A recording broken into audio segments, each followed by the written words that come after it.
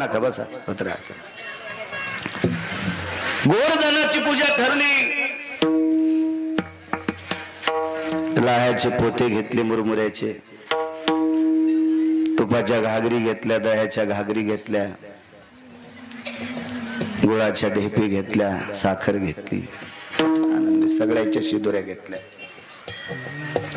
पताका केल्या धर्माच्या. गोवर्धन पर्वतावर धर्माच्या पताका रोवल्या.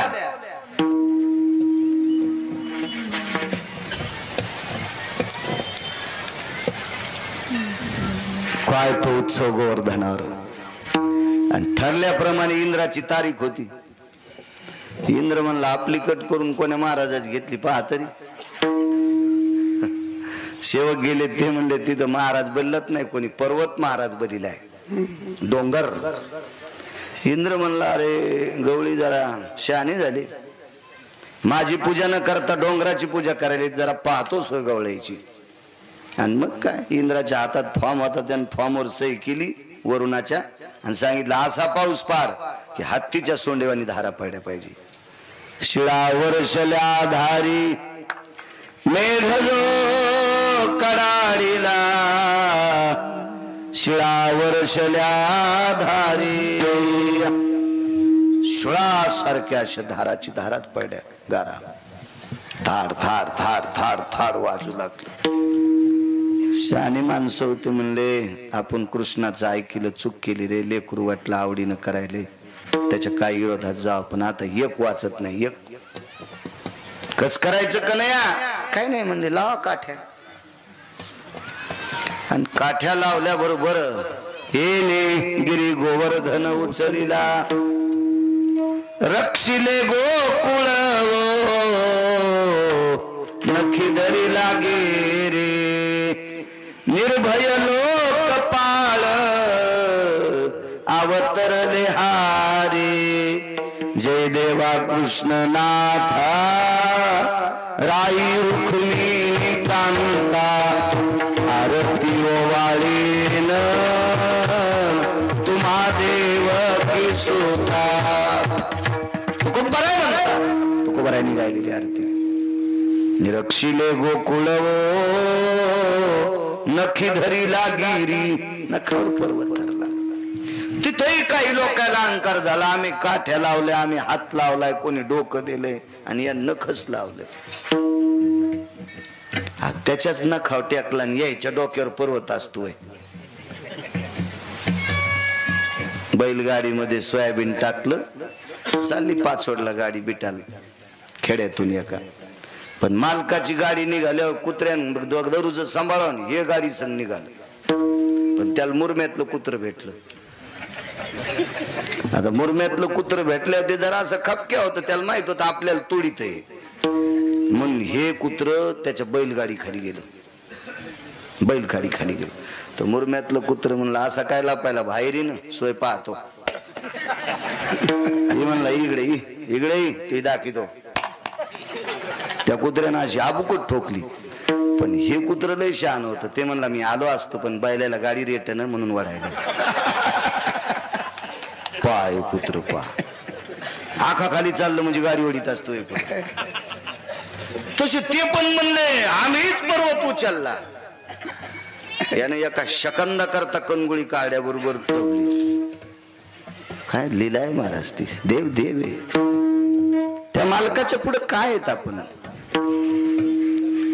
अफाट शक्ती विश्वाच्या मालकाची, विश्वातला कण कण त्याच्या सत्तेशिवाय हलत नाही, एवढी शक्ती. प्रभाती गावाच्या वरुणाने अकाली पाऊस पाडला.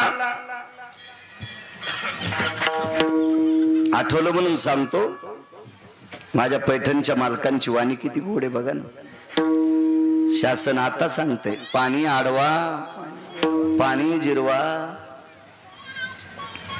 आता सांगते, आता 400 वर्षापूर्वी लिहिले, अनवरत मेघ जळा, धरणे बांधून निघाली जे तळा. अनवरत म्हणजे अवकाळी पडलेला पाऊस शेतीला लागतोय, त्याच्यापेक्षा शिल्लक पाणी वाहतं ना गव्हाणे साहेब. मालकाने सांगितलं ते धरण बांधून तलाव करून ते मधात घ्या, मग नेमे पिके ढाळा ढाळा द्यायचे, जसं लागन तसं धानाला द्या.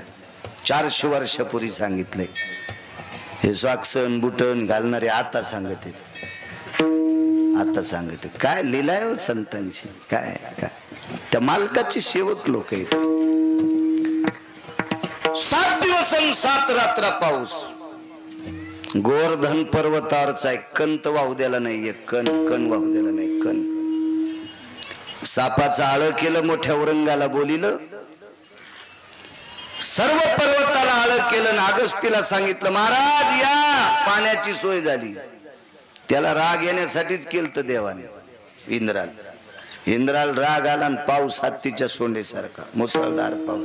आपण कशाला मुसळधार म्हणतो? मोटरसायकलच्या इंना खालची माती भिजली नाही, काय पाऊस झाला. वा वा वा, तुला चांगल्या बेश्रमाच्या फोकान हाणायला पाहिजे. पाऊस झाला, असा पाऊस असतो रे नालाय का? काही म्हणते काही, पण ज्ञानच नसतं काय काय. एका जागेवर पाणी घेतलं ना, अगस्तीनं तोंड लावलं, 14 समुद्रा इतकं पाणी वाहत होतं. 14 समुद्रा इतकं. 14. 7 दिवस आणि 7 रात्र. 8व्या दिवशी म्हाताऱ्याने चुटकी वाजली. इंद्राला सांगितलं येडपठीस का काय, अक्कल एक तुला? कोणाच्या नादी लागायला तू? बोकड्याचे शिंग किती वाढे म्हणजे वाघाला आणीत असतात का? शेळीच्या पोराच लग्न झालं. ही नावशी भेटली, शिदुऱ्या 2-3 थैल्या आल्या. ते लय मोठ्या शिदुऱ्या आल्या, पोराची मायाशी टेकती थोडीच. मणियंत्रातल्या उपनेरमधल्या दाण्यावानी अशी लखाच करू लागली. मायबाब्याला 3 थैल्या, मायबाब्याला 3 थैल्या, मायबाब्याला 3 थैल्या. हो. आणि शिदुरी वाटताना एका गोळ्याचे 35 तुकडे, चष्मा लावून पाहावा लागतो एवढा एवढा. हो. आणि ती 2-3 दिवसाची कुमड झालेली चपाती, आणि तिच्यावरती एवढा एवढा गोळा. आणि शिदुरी वाटणार बी मोठी अशी झाकू झाकू घेते. तिला ते भोरकाचे ते भोरका हे असतो ते पीस जम्पर होईन टोपर वेतन. तिला काय नाही, चहाचा घोट कोकाचं बोटन चलवय गारला. तिला का पगार असती का काय, पण तिला त्याचाच लय मान असतो बापा. ते तितक्याच अशी वजनातच झालं. तिथे टिकून तर टिकतच नाही. टोपलं ते चपातीचा तुकडा आणि ते इतका ते शिदुरी ना अशी काय.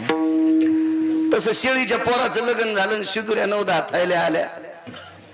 वाटाव शेळ्यातली शेळ्यात. ती म्हणली माय नदीच्या कडीला लांडगीन गेली, तिला येता येत नाही, पिढे लहान लहान येत, मी तिला शिदुरी देऊन येते. तर पोराला वाटलं माय लय हौस आहे, माईच्या सोबती जावा. तर लांडगिनीनं पोराच्या माईच्या आधी पोराला बॉच करलं, मग हिला. काही सोंग असतात का कुठं? अगस्तीनं सांगितलं कोणाशी पंगा घ्यालास, हा जगाचा बाप आहे. एवढा पाऊस पडतो इंद्रा, अरे त्याच्या डोक्यावरचा केस सुद्धा भिजला नाही, एका गायीची शेपूट भिजली नाही, एखाद्या वासराच्या कानावर थेंब पडला नाही. आणि काय येडेवानी करायलाय ते म्हणला, इतकं पाणी तो 20 वर्ष पाडा तरी पठ्या पेतच राहतो, ते बी ताण नको घेऊ. इंद्रान कामधेनू नावाची गाय आणली, तिचं दूध काढून देवाला अभिषेक केला, नाव पड गोविंद, आणि अगस्तीला प्रणाम केला. महाराज काय लिहिला असेल म्हणून मालक म्हणतात, नवल केवडे केवडे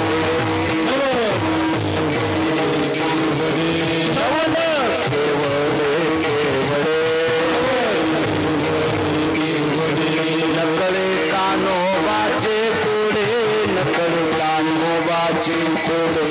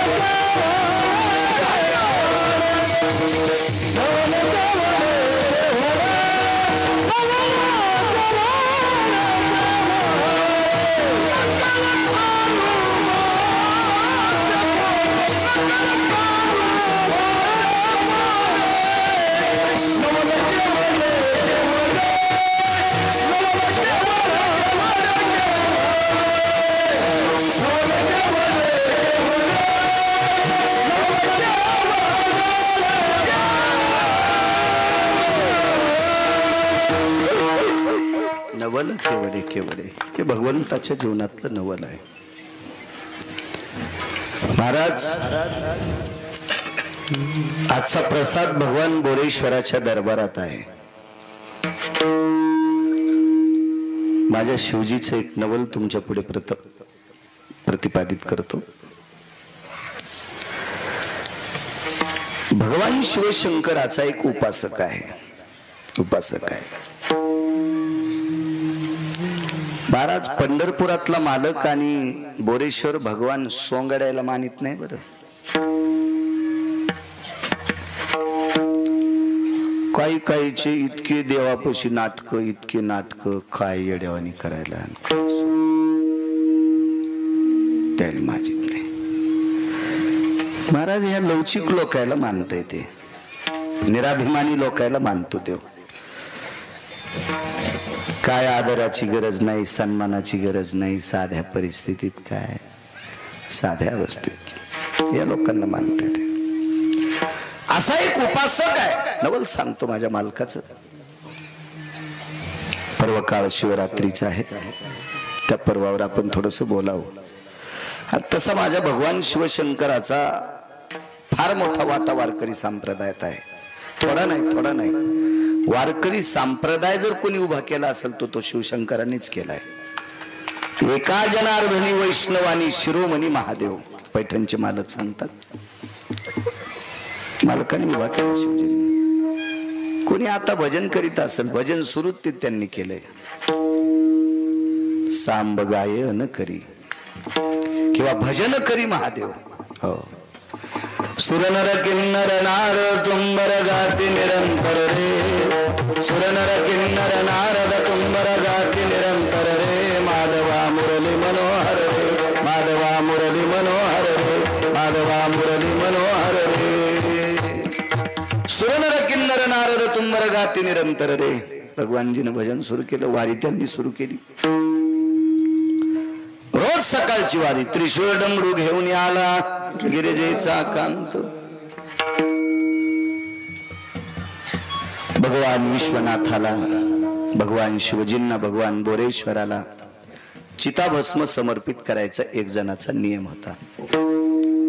इथं बसलेल्या माझ्या मावल्यांना सांगतो, चिताभस्म कशाला म्हणायचं? मेलेल्या माणसाची राख. बाय म्हणलं माय, मेलेल्या माणसाची राख. तसं आमच्या लोकांनी सांगितलं काही करते. महाराज सांगेल ती दिशा. इतकं महाराजांनी सांगितलेलं यायला आवडत लय. फक्त त्यानं खरं किती खोटं सांगितलं याचा बाजार कोण केलाय? चला त्यांनी सांगितलेलं ऐकतच राहायचं आपलं. शास्त्र, वेद, पुराण याच्या व्यतिरिक्त जर महाराज बोलत असेल तर तो महाराज हरामखोरे समजायचं.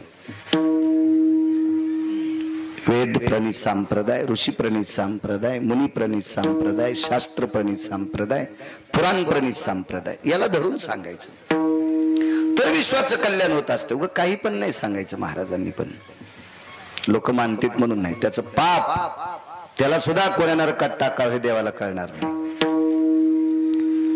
चिताभस्म नित्य नेम होता. सकाळी स्नान करायचं, स्नान आटपलं की मशानात जायचं.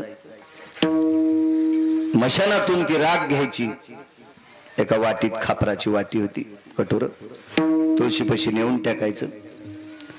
वापस पुन्हा यायचं, पुन्हा स्नान करायचं. गंगेचं पाणी घ्यायचं आणि गंगेचं पाणी भगवान शिवशंकराच्या पिंडीवर तो अभिषेक करायचा.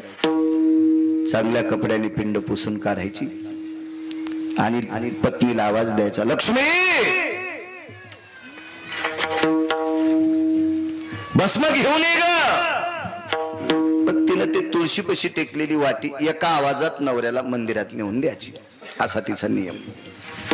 पण कर्मनो गहनो गती. एक दिवस तिथं माणूसच मेला नाही. असा दिवसच नव्हता महाराज, माणूस मरत नव्हता. 10-10 माणसं मरायची. पण एक दिवशी, त्या दिवशी कोणीच मेलं नाही. मग राख कशात ठेवायची? आणि राख तर ती जळालं की लोक गंगेत ढकलून देत होते. पण या दिवशी कोणी मेलच नाही ना. करावं काय? रिकामीच वाटी तुळशीपाशी आणून टेकली, पण लक्षातच नाही ना. पुन्हा गंगेचं पाणी आणलं, भगवान शिवजीला अभिषेक केला, पिंड पुसलेली आहे. आणि नित्यप्रमाणे बायकोला आवाज द्यायचा, लक्ष्मी भस्म घेऊन ये ग. तर त्या बाईनं पाहिलं वाटीत, तर वाटी रिकामी. आणि रिकामी वाटी नेल्यावर मालक काय म्हणते ना आपल्याला, याची भीती होती साहेब, भीती होती. दुसरा आवाज आला, लक्ष्मी किती जोरात ओरडतो ग, तुला ऐकायला आलं नाही का, घेऊन ये भस्म. दोनदा आवाज आला, पण भस्म नव्हतं राजेव त्याच्यात, माणूस मेलत नव्हता, कुठून द्यायची राख. तिसरा आवाज आला, लक्ष्मी आणते का येऊ.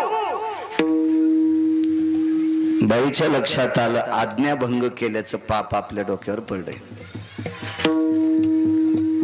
भस्म नाहीच तर देऊ काय, म्हणून तुळशी वृंदावनाच्या जवळ स्वतःच शरीर पेटून घेतलं. भगवान शिवजीला हात जोडले आणि पेटून घेतलं. ठाण ठाण ठाण ठाण ठाण ठाण ठाण ठाण ठाण जळालं शरीर. थकून बाहेर आलं, का बायको भस्म देत नाही. पाहिलं तुळशीपाशी तर रिकामी वाटी आहे, आणि तुळशीच्या पड्याला असं लांब पाहिलं तर राखाचा ढिगल आहे. लक्षात घेतलं आपल्या बायकोच्या असती येतात काय. पत्नी डोळे भरून आले, त्याच्यातली मुठभर राग घेतली. राग घेतल्याबरोबर काकणं हातात आले. पतिव्रतेचे काकण आहेत ते, पतिव्रतेचे. ढवळेवीर नावाचं गाव आहे खानदेशमध्ये. मी अगोदर वीरपूरचं चरित्र सांगितलं होतं गुजरातमध्ये. हे ढवळेवीर नावाचं गाव आहे खानदेशमध्ये. ढवळेवीर. रुक्मिणी नावाची माऊली तिथे जन्माला आल्या, रुक्मिणी. आणि या रुक्मिणी नावाच्या माऊलीने जीवनभर ज्ञानेश्वरी वाचिली. जीवनभर गाथा ज्ञानेश्वरी, काहीच वाचिलं नाही दुसरं. ज्ञानेश्वरीचे पारायण, गाथ्याचं पारायण, ज्ञानेश्वरीचं पारायण, गाथ्याचं पारायण. आणि एके दिवशी त्या जात राहिल्या, गेल्या फार कमी कालात गेल्या. कमी कालात गेल्याच्या नंतर परिसरातले भक्तगण, गावकरी, इष्ट मित्र, सज्जन सखे सगळे जमा झाले त्या परिवारातले. आणि सगळी भक्तगण त्यांना मानायचे. मग त्या रुक्मिणी आई साहेबांचा, त्या मातेचा, त्या माऊलीचा अंत्यविधी झाला. दुसऱ्या दिवशी सकाळी अस्थि सावडायचा, अस्थि संचयाचा, राखेचा कार्यक्रम होता. गळ्यातल्या जेवढ्या तुळशीच्या माळा दोऱ्या सगट शाबीत निघल्या.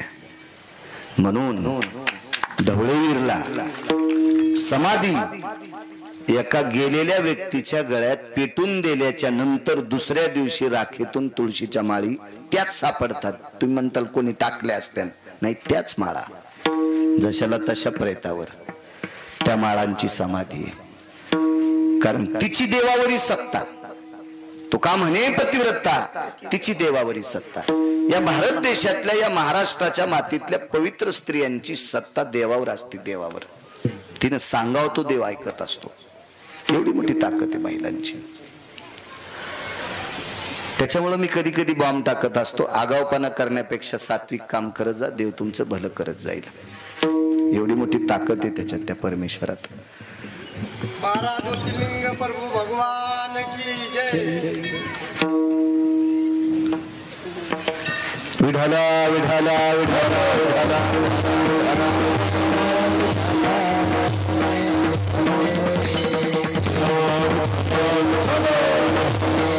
आणि मग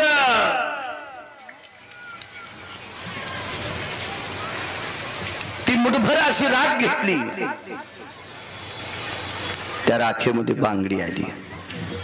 आप्पा बांगडी आली, बांगडी आली. आणि ती राख भगवान शिवजीच्या पिंडीला समर्पित केली. खळकन बांगडी पिंडीवर पडली. प्रभू प्रगट झाले. शबर नावाचा भक्त आहे. काय देऊ तुला, काय देऊ.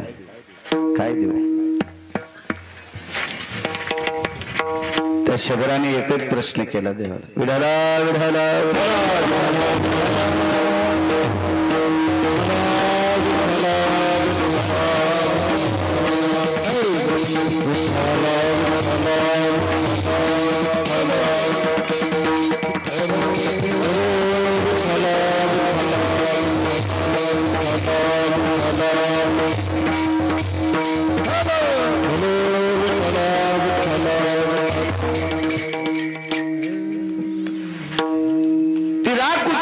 भगवान शिवजीच्या पिंडीवर समर्पित केली, त्या राखेच्या मुठीमध्ये कंगन बांगडी आलेली होती, ती पिंडीवर साळुंकीवर पडली. महाराज शंकर अधिक पार्वतीची उपासना झाली.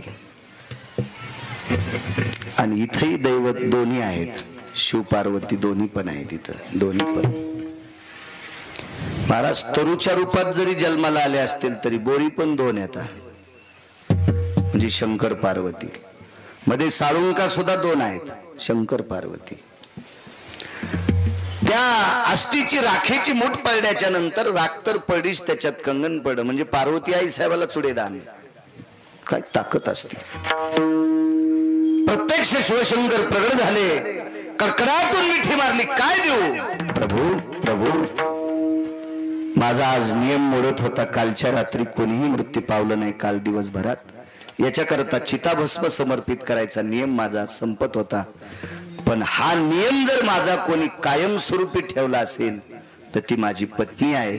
आणि तुम्ही माझ्यावर जर प्रसन्नच असाल तर मालकाचा नियम कायम ठेवणारी पत्नी ज्याला प्राप्त झाली त्याला ती पुन्हा पत्नी प्राप्त व्हाव. राखीतून पुन्हा ती स्त्री जन्माला आली. नवल केवळ नवल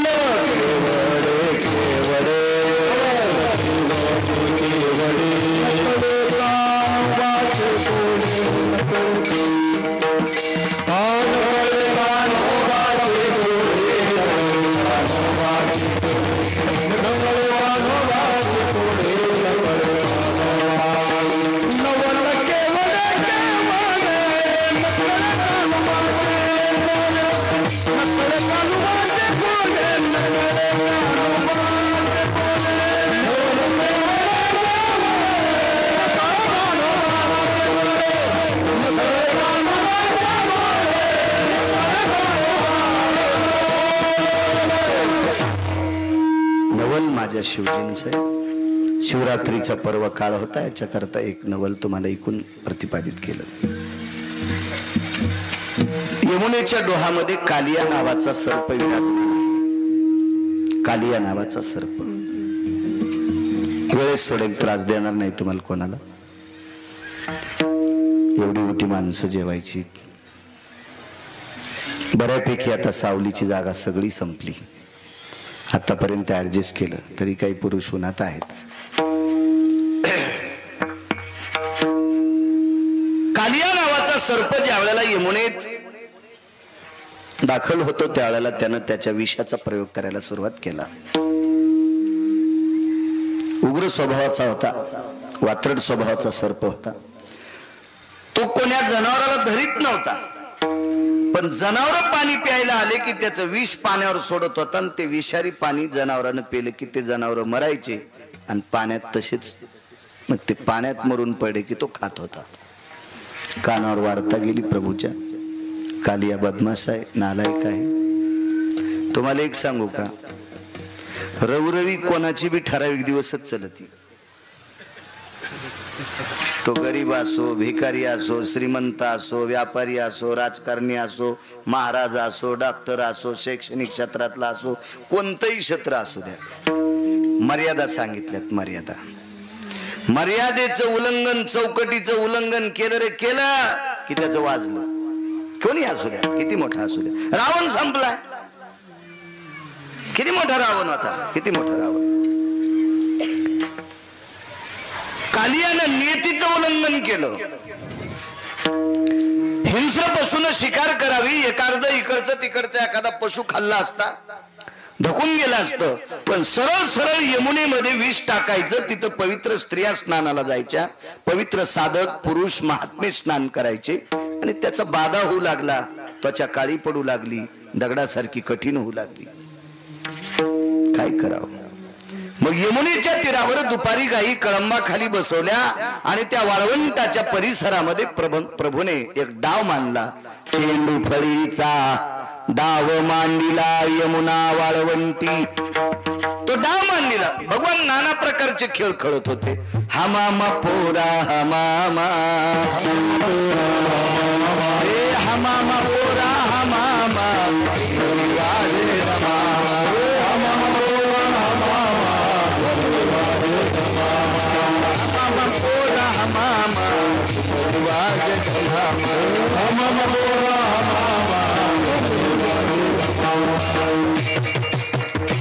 हे खेळ होते. विटी दांडूचा खेळ खेळला.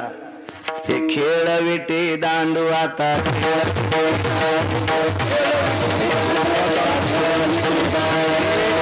विटी दांडू आता खेळ विटी दांडू